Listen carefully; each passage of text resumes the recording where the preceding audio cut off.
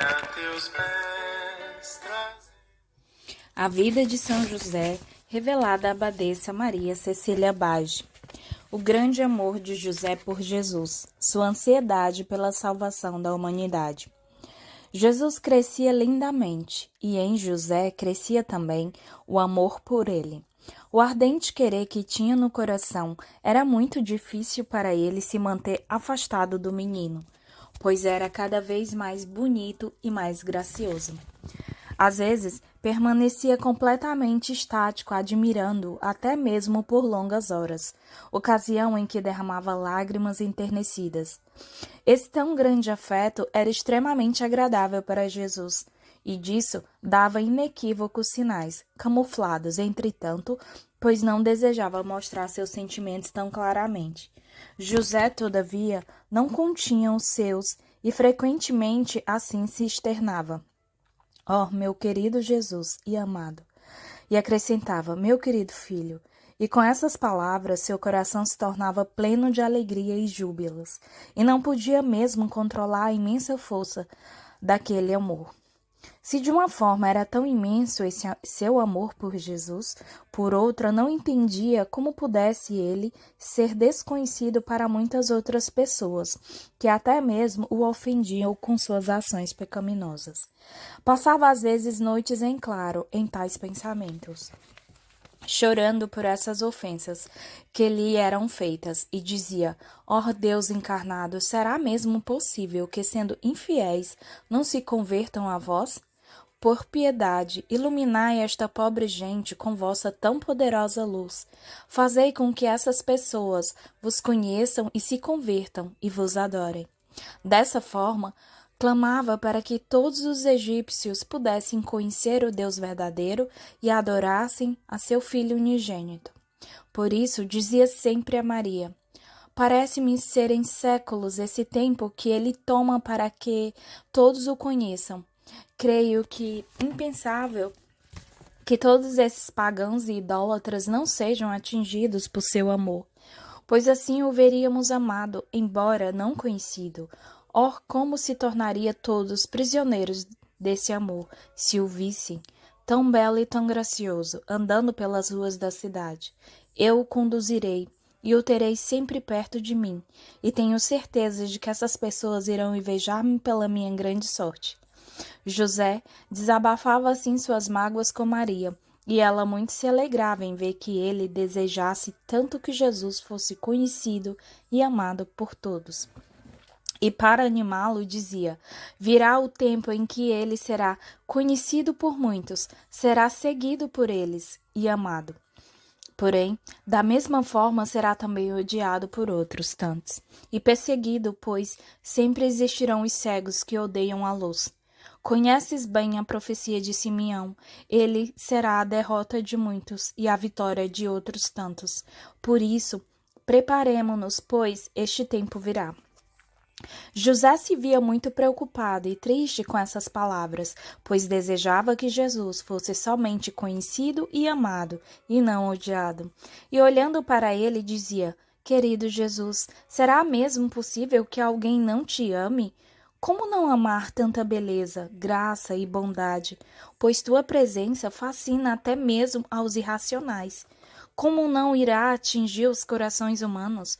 Tudo isso me aborrece e me amarga, pois serás também odiado, questionado e perseguido mesmo. Espero não estar presente no tempo dessas ocorrências, que eu morra antes de ver-te maltratado e espezinhado, meu querido, tão digno de apreciação e amor que és. José usava grande parte do seu tempo meditando como fazer para que ele fosse amado por todos.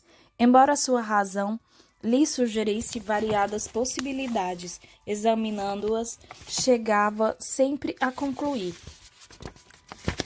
que elas, na verdade, se pudessem vê-lo, acabariam por amá-lo, e não errava nesta reflexão.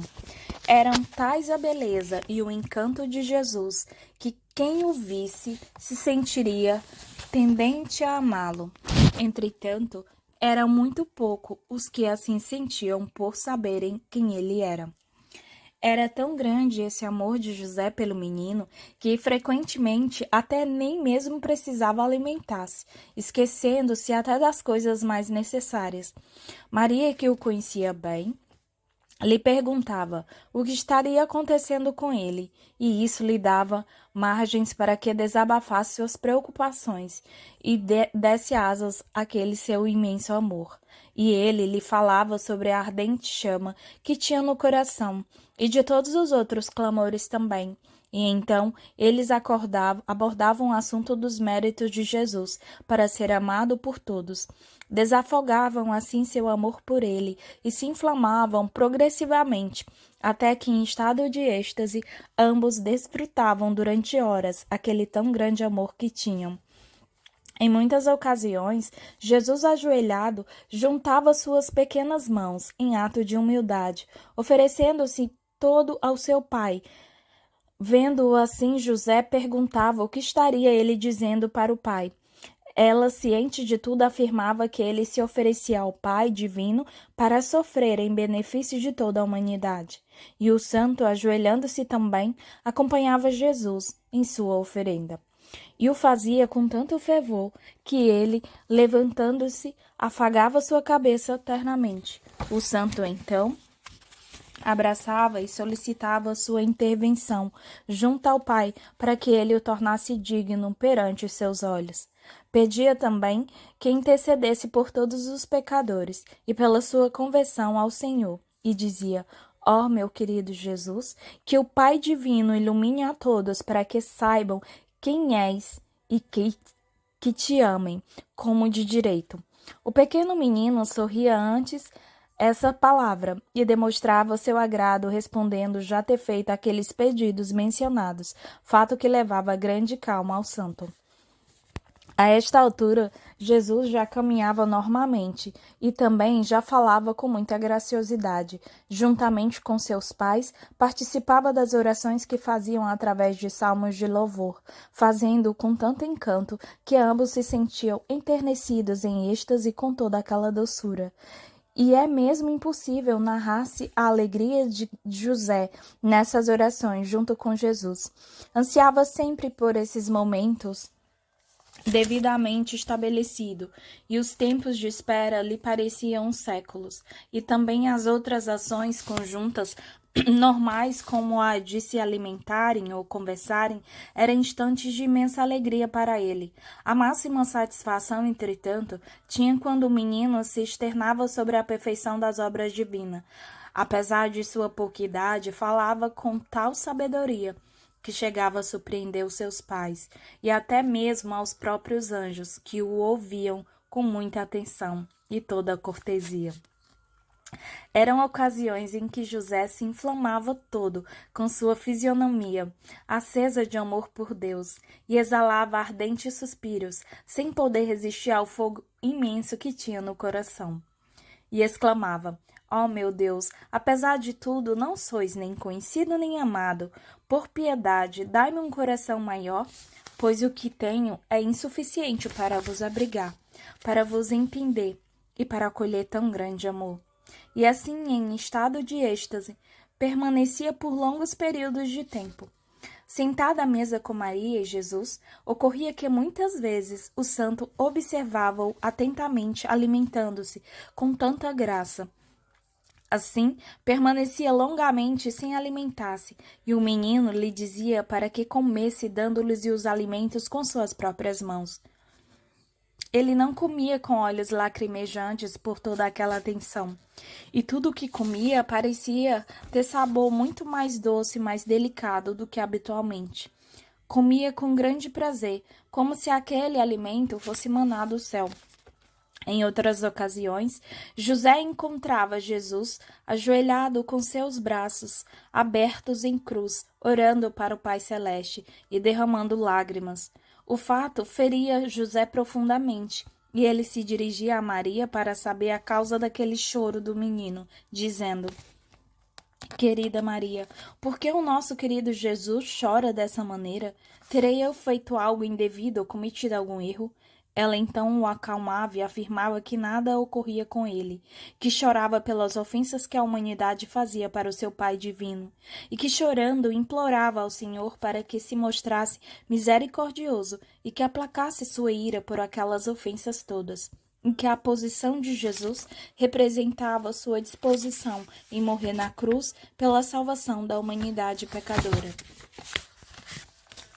José agradecia aquelas aplicações e, ajoelhando também, implorava conjuntamente por aquela misericórdia divina, chorando amargamente por todas aquelas ofensas cometidas contra o Senhor, e inconsolável se oferecia também para sofrer todos os males, desde que Deus não fosse mais ofendido, pois era grande o seu amor pelo Senhor, e ainda maior seu sofrimento em termos de ofensas que recebia. Jesus então precisava mesmo consolar e animar o seu pai, pois do contrário ele permaneceria continuamente atormentado, chorando sem parar. Para que isso não acontecesse, Jesus lhe pedia para que se levantasse e se animasse, dizendo com muita graciosidade: Pai, levanta-te, pois que já chega. Tuas súplicas e oferendas agradaram muito ao meu Pai Celeste. Podes estar certo de que virá o tempo em que ele será conhecido e amado por muitos, e que tuas orações não são vãs. Com o tempo, os teus pedidos serão atendidos. Dessa forma, ele consolava e animava José, que então agradecia aquelas palavras. Jesus então o acariciava ternamente, e o coração do santo se enchia de alegrias por esse motivo. Estando já suficientemente crescido, Jesus quis ir com José providenciar o necessário para a manutenção familiar, e disso lhe deu ciência. O fato alegrou imensamente o santo, que então decidiu atender aquele pedido, e com o beneplácito e satisfação de Maria, passou a levá-lo com ele para efetuar as costumeiras compras. Dessa forma, Jesus saiu pela primeira vez com ele. O próprio ar se mostrava mais leve, limpo e puro, sereno e tranquilo nesse dia, pois o Filho de Deus andava pelas ruas pela primeira vez. Todos os egípcios foram tomados de estranha alegria, sem que soubessem o motivo disso. O menino caminhava graciosamente, mas com fisionomia serena e majestosa. José andava com alegria inenarrável, pois sabia levar junto o tesouro do paraíso, o Filho do Pai Celeste, o Senhor. Encontravam muitas pessoas pelo percurso, e todos se mostravam surpresas com a extraordinária beleza e graciosidade de Jesus, e se congratulavam com José pela distinção de seu filho. Entretanto, não faltaram os que mostravam comportamento diferente, dizendo: pena que esse menino tão lindo deva ser filho de alguém tão pobre. É dono de um ar tão nobre, de uma beleza tão rara, e é extremamente amável e gentil. De fato, todos se mostravam extremamente fascinados com a visão do menino Jesus.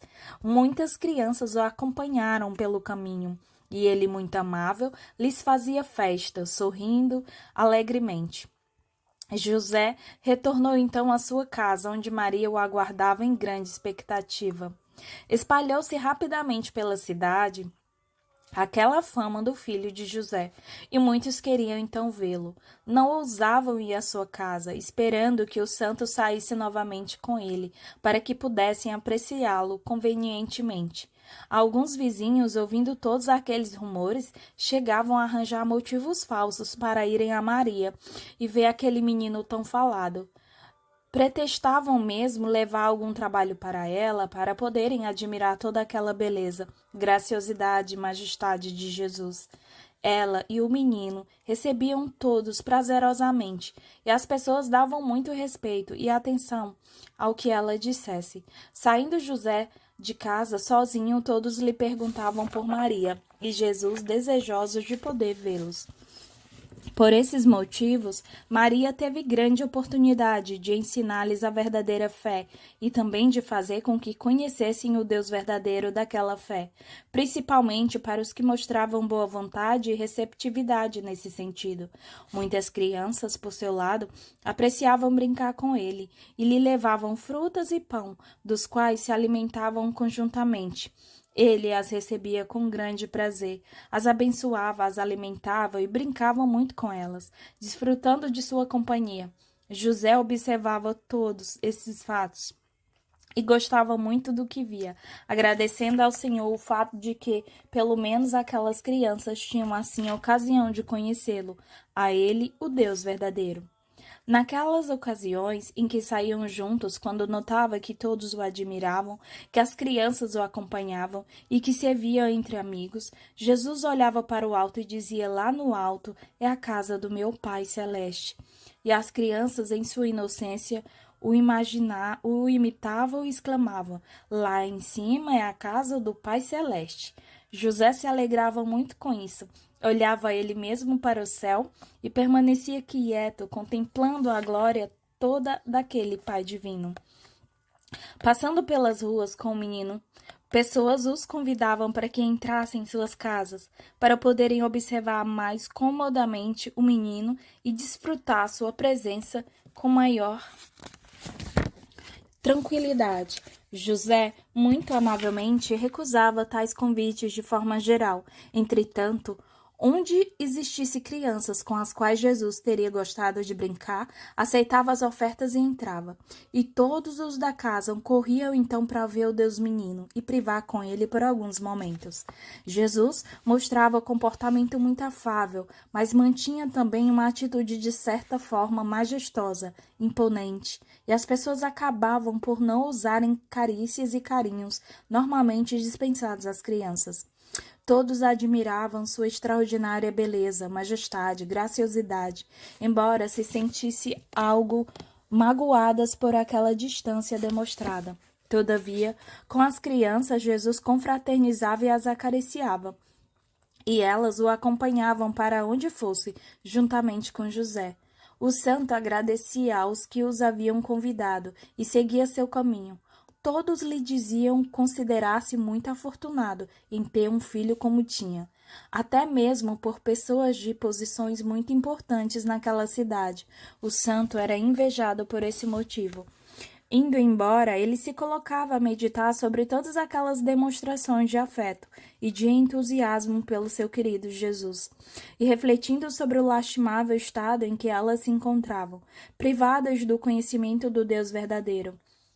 Sentia grande pena e sofria por elas, chorava a sua desgraça e pedia a Jesus para que intercedesse junto ao seu Pai Celeste, para que elas também pudessem conhecer aquele Deus verdadeiro, fazendo o mesmo com aqueles que o saudavam e o admiravam. Jesus, para que também fossem contemplados com um filho como o seu. Passadas as pessoas, ele dizia para o Senhor: ó meu Deus, estes nem mesmo vos conhecem, no entanto mostram boa vontade para conosco. Que poderei fazer para que também vos conheçam e vos amem? Se necessário, darei até mesmo a minha vida para que eles se convertam a vós. Dessa maneira, o santo desejava e clamava permanentemente para que isso acontecesse. Muitas pessoas o viam chorando e lhe perguntavam o motivo daquelas lágrimas. Respondia estar triste por ver que muitos eram privados do bem verdadeiro, e que ele, assim, os vendo, privados de tão grande felicidade, não podia deixar de chorar por eles. As pessoas não entendiam exatamente o significado dessas afirmações e assumiam que ele se referisse a bens materiais ou temporais, e diziam entre si: como é simplório, sendo tão pobre, como é que julga que também nós o somos? Encontrando pessoas perversas em seu caminho, notava a tristeza de Jesus para com eles. Ele então se afligia e rezava para que se recuperassem.